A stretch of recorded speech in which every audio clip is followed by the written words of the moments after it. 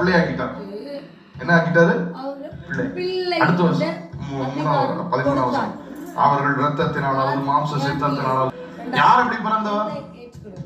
இரத்தத்தினால் பிறக்காம, புருஷ சித்தத்தினால் பிறக்காம, மாம்ச சித்தத்தினால் பிறக்காம, தேவனாலே பிறந்தவர் இயேசுதான்.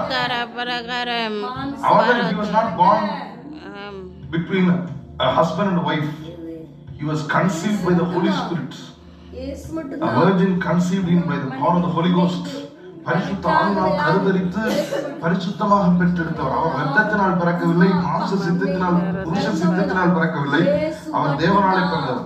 வேதம் சொல்லுகிறது, அவருடைய நாமத்தின் மேல் விசுவாசம் உள்ளவர்களாய் அவரை ஏற்றுக்கொண்டவர்கள் எத்தனை பேரோ அத்தனை பேருமே அதே போல புருஷ சித்தத்தினாலோ மாம்ச சித்தத்தினாலோ இரத்தத்தினாலோ பெறாமல் தேவனாலே பிறந்தவர்கள்.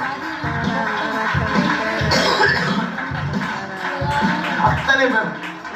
நான் சொல்லுகிறேன், இயேசு தன்னை போலவே அவரை முதல் பேரானதாக அவருடைய சாயலாக நம்மை உருவாக்கி கொண்டே வருகிறார். அவருடைய எப்படி அவர் வார்த்தை மாம்சமானவர், அதே போல 1 பேதுரு 1:23 சொல்கிறது, நீங்களும் நானும் வசனத்தினாலே மறுபடியும் ஜெனிப்பிக்கப்பட்டவர்கள். அப்படின்னா வசனத்துக்கு பிறந்த வசனம் நம்ம. நீங்க யாரு? பக்கத்துல யாரையா பார்த்துருங்க. நீங்க புருஷ சித்தத்தினாலோ மாம்ச சித்தத்தினாலோ இரத்தத்தினாலோ வசனத்துக்கு பிறந்த வசனம். தேவனாலே பிறந்தவர்கள். நீங்கள் வார்த்தை மாம்சமானவர்கள். இயேசுவை போலவே உங்களை உருவாக்கி வைத்திருக்கிறார்.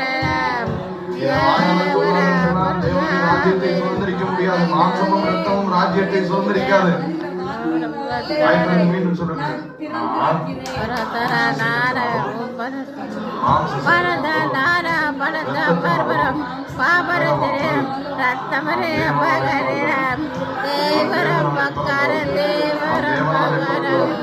அவருடைய வசனம் அடிமையாக